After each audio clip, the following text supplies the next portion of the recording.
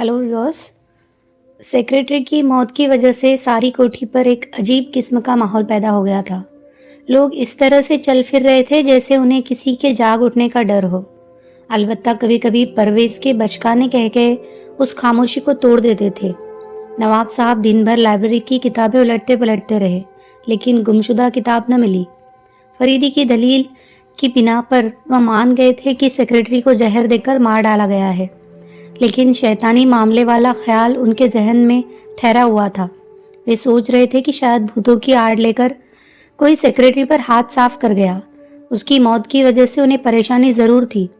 एक तो यह कि वह उनके घर का पालक था, और परेशानी की दूसरी वजह यह थी कि पुलिस वाले अब आए दिन बेकार में उनका दिमाग चाटेंगे। लाइब्रेरी से वापस आने के बाद फरीदी और हमीद ने अपने अपने कमरों में जाकर कपड़े बदले। गजाला ने हर बार फरीदी से आराम करने को कहा, लेकिन उसने टाल दिया और उसके साथ पुरानी इमारत के खंडहरों को देखने के लिए चला गया। हमीद भी उसके साथ थे।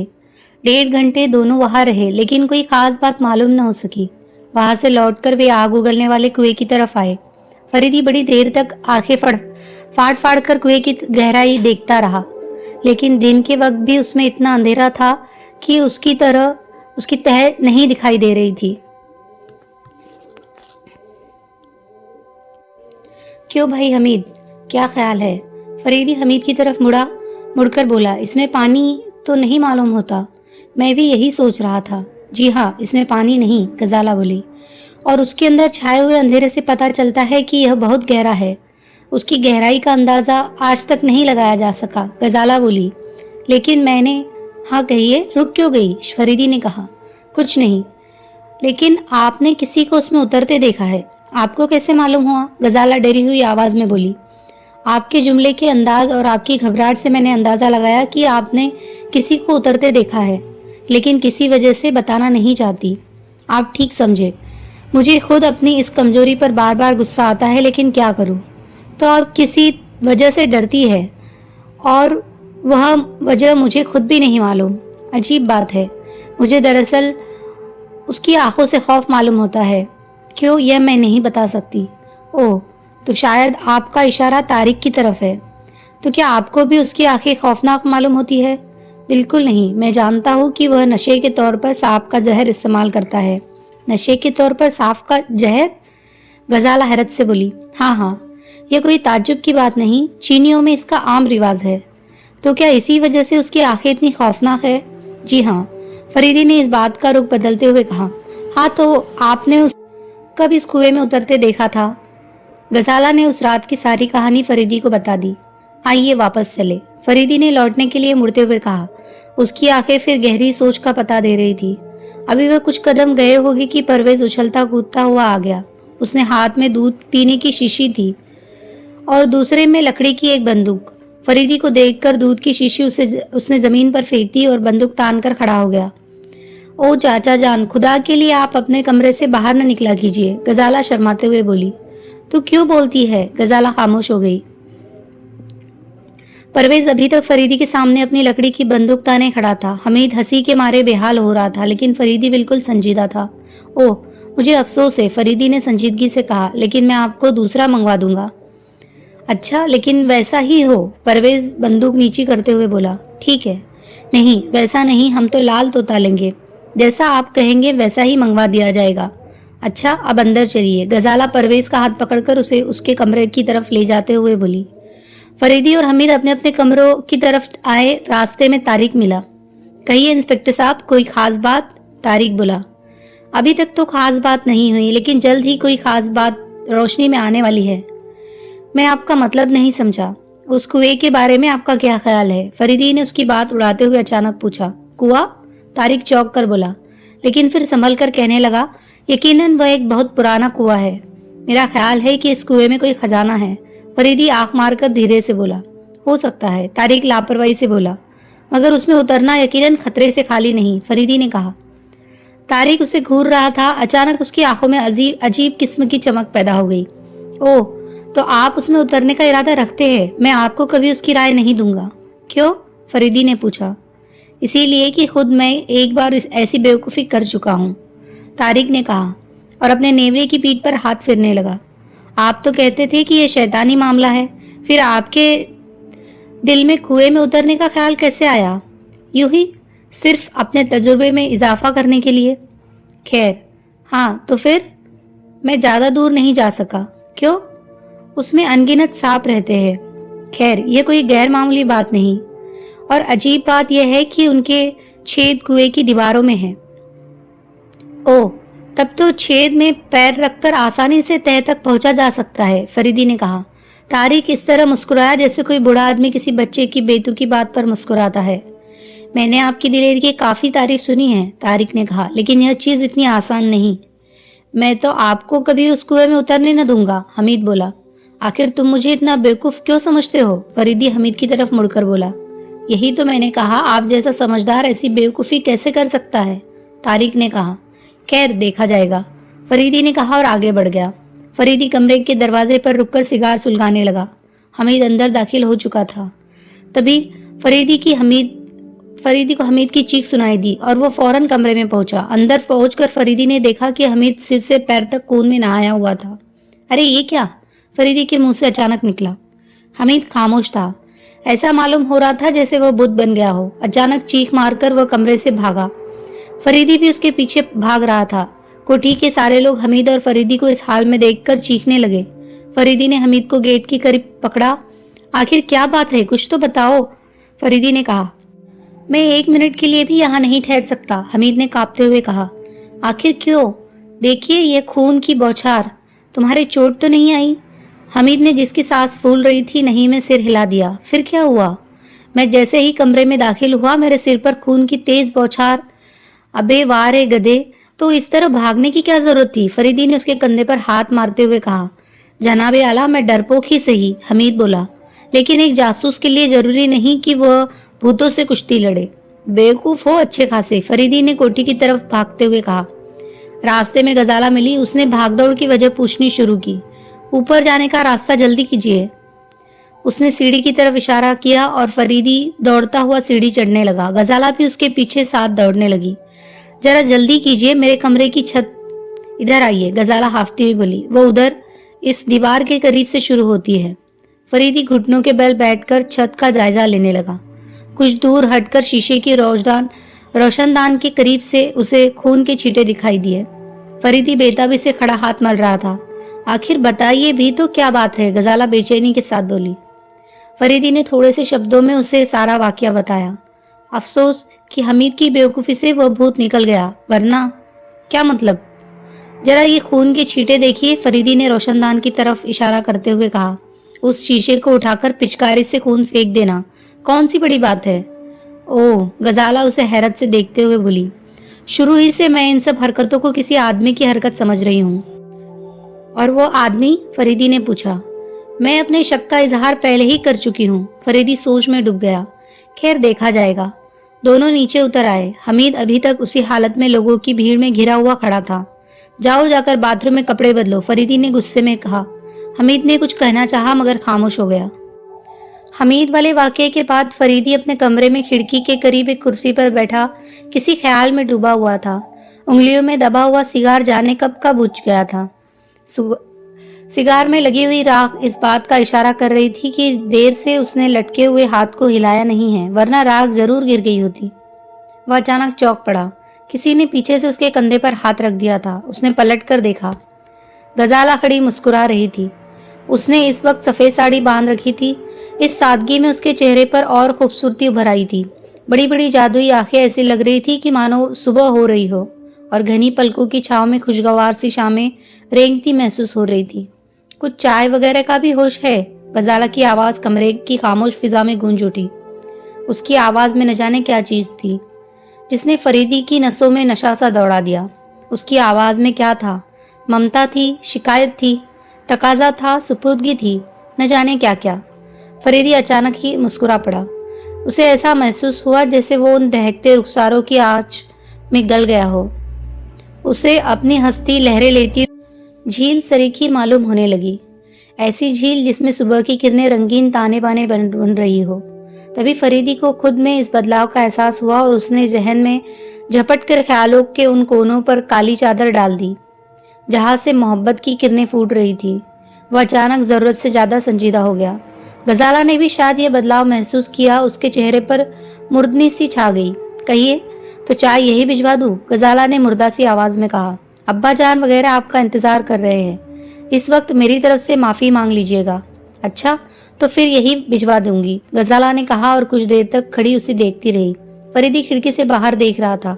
गजाला के चले जाने के बाद उसने उंगलियों में दबा हुआ सिगार बाहर फेंककर दूसरा सुलगाया और हल्के हल्के कश लेने लगा। अब्बा मियाँ, किसी ने पीछे से पुकारा। फरीदी पलटकर देखने लगा। दरवाजे में परवेज खड़ा दूध की शीशी में मुंह लगाए दूध चूस रहा था। तुम हमारे अब्बा मियाँ हो, परवेज फरीदी को अपनी तरफ देखकर बोला। फरीदी उसके इस अचानक सवाल पर बौखला गया, लेकिन फिर हंसने लगा। अब्बा मियाँ हंसते हैं, अब्बा मियाँ हंसते हैं। परवेज दूध की शीशी बगल में दबाकर तालियां बजाता हुआ उछलने कूदने लगा। इतने में हमीद आ गया। और बेटा, चचा जान को भूल गए? उसने धीरे से कहा।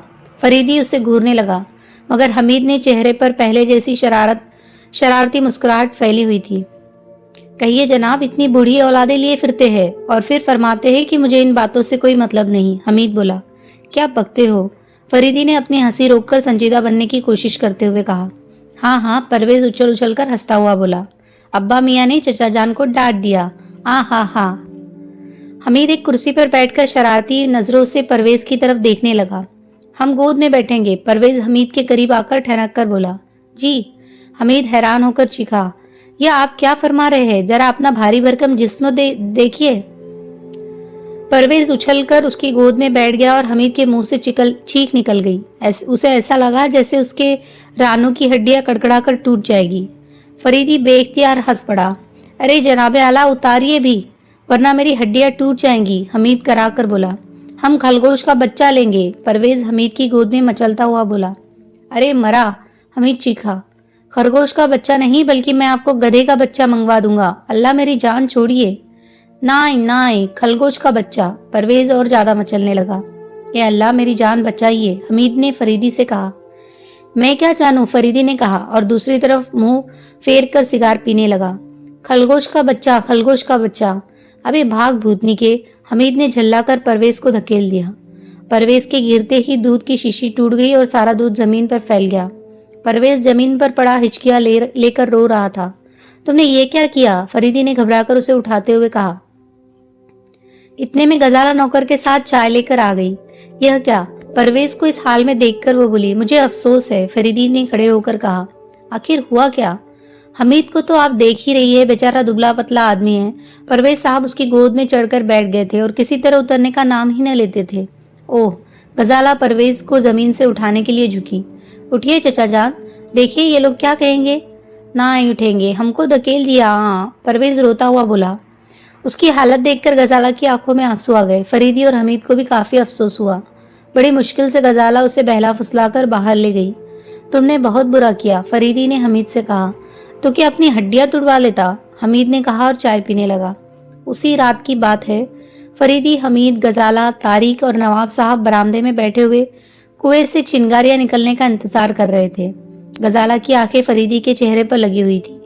11 तो बज गए, नवाब साहब ने बेचैनी से कुर्सी पर पहलू बदलते हुए कहा। मुजरिम अब आज तीसरी बेवकूफी न करेगा, फरीदी मुस्कुराकर बोला। तो क्या तुम्हें पूरा यकीन है कि किसी आदमी की हरकत है? नवाब साहब ने कहा। 100%, फरीदी ने कहा और सिगार सुलगाने लगा। अभी ये बातें हो ही रही थी कि अचानक तेज किस्म की सरसराहट की आवाज सुनाई दी। यह लो, आवाजें शुरू हो गई। ओह, फरीदी के मुंह से अचानक निकला और वह सीधा होकर बैठ गया। साथ ही उसने अपनी कलाई पर बंधी हुई घड़ी पर नजर डाली। जानवरों की आवाजों से कोठी गूंज रही थी। फरीदी उठकर अंदर चला गया। वह कई कमरों में घूम घूम कर आवाजें सुनता रहा। फिर वह बरामदे में लौट आया। यहाँ भी ऐसा मालूम हो रहा था जैसे ये आवाजें दीवार के एक हिस्से से निकल रही हो। आवाजों का सारा सिलसिला खत्म होते ही उसने अपनी घड़ी पर नजर डाली। ओह, उसके मुंह से दोबारा निकला और वह फिर किसी गहरी सोच में डूब गया। सीढ़ी, बांस की सीढ़ी, नवाब साहब चौंक कर बोले। एक सीढ़ी मंगवाइए, फरीदी ने कहा और बुझे हुए सिगार को सुलगाकर बेताबी से बरामदे में टहलने लगा। उसका चेहरा लाल हो रहा था और आंखों में अजीब किस्म की चमक पैदा हो गई थी। हमीद अच्छी तरह जानता था कि ऐसे मौके पर उसकी ऐसी हालत हुआ करती है जब उसे यकीन हो जाता है कि उसका शिकार फंदे में आ गया है। خدا خیر کرے کچھ ہونے والا ہے، حمید نے دھیرے سے کہا۔ کیا؟ غزالہ جو قریب ہی کھڑی تھی چونک کر بولی۔ کوئی نئی بات ہونے والی ہے۔ میں آپ کا مطلب نہیں سمجھی۔ ابھی سمجھ میں آ جائے گا۔ اتنے میں 2 نوکر سیڑھی لے کر گئے۔ اوہ، یہ تو بہت چھوٹی ہے، فریدی نے کہا۔ خیر کوئی پرواہ نہیں، ذرا وہ میز ادھر گھسیٹ کر دیوار سے لگا دو اور یہ سیڑھی اس پر رکھ کر دیوار سے ٹکا دو۔ اس کے کہنے کے مطابق سیڑھی لگا دی گئی۔ ایک بات، فریدی نواب صاحب کی طرف مڑ کر بولا، کیا ان آوازوں سے پہلے ہمیشہ اسی قسم کی سرسراہٹ کی آواز سنائی دیتی ہے؟ اسی بنا پر تو میں نے یہ کہا تھا کہ اب جانوروں کی آوازیں شروع ہونے والی ہے۔ فریدی سر ہلاتا ہوا سیڑھی پر چڑھ گیا۔ اوپر پہنچ کر وہ تھوڑی دیر تک ادھر ادھر دیواروں کو انگلیوں سے کھٹکھٹاتا رہا، پھر اچانک اس کا کہکہا سن کر لوگ چونک پڑے۔ کیا بات ہے بھئی؟ نواب صاحب ڈری ہوئی آواز میں بولے۔ کوئی خاص بات نہیں، لیکن دلچسپ ضرور ہے۔ کچھ بتاؤ بھی۔ کیا آپ بتا سکتے ہیں کہ یہ دیوار کس چیز کی بنی ہوئی ہے؟ فریدی نے کہا۔ کیا آپ بچوں جیسا سوال کرتے ہیں؟ نواب صاحب برا سا منہ بناتے ہوئے بولے۔ ارے بھائی، پتھر کی ہے اور کس چیز کی ہوتی؟ کیا پوری؟ لا حول ولا قوت۔ نواب صاحب جانے کے لیے مڑے۔ ذرا ٹھہریے، میں ایک ذمہ دار آدمی کی حیثیت سے آپ سے یہ سوال کر رہا ہوں۔ فریدی نے دیوار کے ایک حصے کی طرف اشارہ کرتے ہوئے کہا۔ کیا یہاں بھی پتھر ہے؟ ہاں بھائی، نواب صاحب نے کہا، لیکن ان کی آواز سے پتا چل رہا تھا جیسے انہوں نے یوں ہی جواب دے دیا ہو۔ فریدی ہنسنے لگا۔ بھئی بتاؤ، یہ کیا معاملہ ہے؟ میرا دم گھٹ رہا ہے۔ تو سنیے جناب، ابھی تک آپ لوگ ایک بہت ہی دلچسپ ریکارڈ سنتے رہے ہیں۔ یہاں اس جگہ لاؤڈ سپیکر کا ہارن لگا ہوا ہے۔ ارے! نواب صاحب اچھل پڑے۔ اور تعریف کرتا ہوں اس آرٹسٹ کی جس نے اس جالی کو ایسے رنگ کا پتھر میں ملا دیا ہے۔ فریدی مسکرا کر بولا۔ کیا تماشا ہے؟ آخر یہ سب کیا ہے؟ نواب صاحب اپنا ماتھا رگڑتے ہوئے بولے۔ یہی میں آپ سے پوچھنا چاہتا ہوں، میں کیا بتاؤں؟ تعجب کی بات ہے کہ آپ اس مکان کے مالک ہوتے ہوئے بھی اس کا جواب نہیں دے سکتے۔ خدا گواہ ہے کہ میں کچھ نہیں جانتا۔ بھلا اس بات پر کسے یقین آئے گا؟ فریدی نے سیڑھی سے اترتے ہوئے کہا۔ اندر بھی کئی جگہوں پر ایسے ہی ہارن فٹ ہے۔ ہوں گے بھائی، مگر میں قسم کھا کر… کوئی بات نہیں، میرا کام ختم۔ چلو بھائی حمید، سامان وغیرہ ٹھیک کرو، اسی وقت چلیں گے۔ 1 بجے والی ٹرین مل ہی جائے گی۔ مگر نواب صاحب رک کر بولے۔ کام ختم کہا؟ ہم لوگوں کی زندگی خطرے میں معلوم ہوتی ہے۔ بھلا میں اس کے لیے کیا کر سکتا ہوں؟ کم سے کم یہ معاملہ میرے بس کا نہیں، فریدی نے جواب دیا۔ آخر آپ اس طرح کیوں جا رہے ہیں؟ غزالہ آگے بڑھ کر بولی۔ اتنی کامیابی تو آپ نے حاصل کر لی تھی اور اس کا پتہ لگانا بھی کوئی معمولی بات نہ تھی، اور اس کا پتہ تو آپ لوگوں کو بھی تھا۔ تم نہ جانے کیسی باتیں کر رہے ہو۔ کیا میں جھوٹ کہہ رہا ہوں؟ نواب صاحب بولے۔ طارق صاحب، آپ خود فیصلہ کیجئے، فریدی نے کہا۔ اس بات پر کسے یقین آئے گا کہ اس طرح دیواروں میں لاؤڈ سپیکر فٹ کر دینا کوئی گھڑی 2 گھڑی کا کام تو ہے نہیں۔ ظاہر ہے اس میں وقت لگا ہوگا۔ پھر میں یہ کیسے سمجھ لوں کہ اس گھر کے رہنے والوں کو اس کی خبر نہ ہوئی؟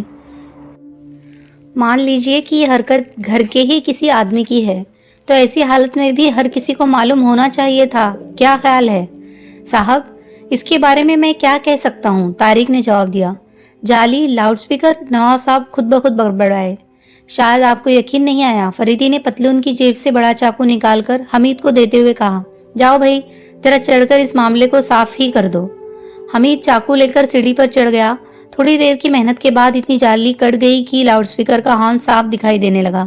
ایسے ہی اور بھی بہت سے لاؤڈ سپیکر یہاں کی دیواروں میں لگے ہوئے ہیں۔ فریدی بولا۔ میں کیا کروں؟ نواب صاحب بے بسی سے بولے۔ ان کے چہرے پر پسینے کی چھوٹی چھوٹی بوندیں ابھر آئی تھی۔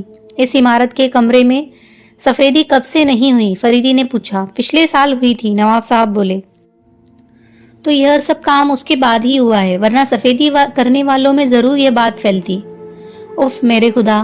نواب صاحب اپنا چہرہ رومال سے صاف کرتے ہوئے بولے۔ تو یہ کام اس وقت ہوا جب میں اور غزالہ 6 مہینے کے لیے باہر گئے تھے۔ اس وقت شاید لاؤڈ سپیکر کے ہارن فٹ کی گئے، کیونکہ یہ کوئی ایسا مشکل کام نہیں، یہ ایک رات میں بھی ہو سکتا ہے، لیکن دیواروں میں تار دوڑانے کا انتظام اسی وقت کر لیا گیا ہوگا جب یہ عمارت بن رہی تھی۔ نواب صاحب حیرت سے فریدی کو دیکھ رہے تھے۔ یہ عمارت کس کی نگرانی میں تیار ہوئی تھی؟ اچانک فریدی نے پوچھا۔ میرے مرحوم پرائیویٹ سیکریٹری کی نگرانی میں، نواب صاحب بولے۔ میں اس سمے پرماننٹ طور پر لکھنؤ میں رہتا تھا۔ تو یہ وجہ ہے ان حضرات کی موت کی؟ فریدی اچانک بولا۔ کیا مطلب؟ یقیناً وہ اس آدمی سے ملے ہوئے تھے جو آپ کو تنگ کر رہا ہے اور آخرکار اس نے انہیں اپنے راستے سے ہٹا دیا۔ آخر وہ کون ہو سکتا ہے؟ نواب صاحب نے پوچھا۔ آپ کا کوئی دشمن؟ نواب صاحب سوچ میں پڑ گئے۔ مگر میرا کوئی دشمن اتنا عقل مند نہیں، نواب صاحب نے جواب دیا۔ خیر بھئی، حمید چل کر سامان اکٹھا کرو، فریدی حمید کی طرف مڑ کر بولا۔ آپ ہمیں اس حال میں چھوڑ کر ہرگز نہیں جا سکتے، لیکن میں کر ہی کیا سکتا ہوں؟ یہ سب کچھ میں نہیں جانتا، میں کچھ نہیں جانتی، آپ کو ٹھہرنا پڑے گا۔ اور اب آپ اس کا پتہ تو لگا ہی سکتے ہیں کہ اس خون کا سلسلہ کہاں سے شروع ہوتا ہے، طارق بولا۔ ہاں، کوئی ایسی مشکل بات نہیں، صرف پوری عمارت کھدوانی پڑے گی، فریدی نے تانا مارتے ہوئے کہا۔ کچھ بھی صحیح، لیکن آپ یہاں سے نہیں جا سکتے، غزالہ بولی۔ چلیے اب چل کر آرام کیجیے۔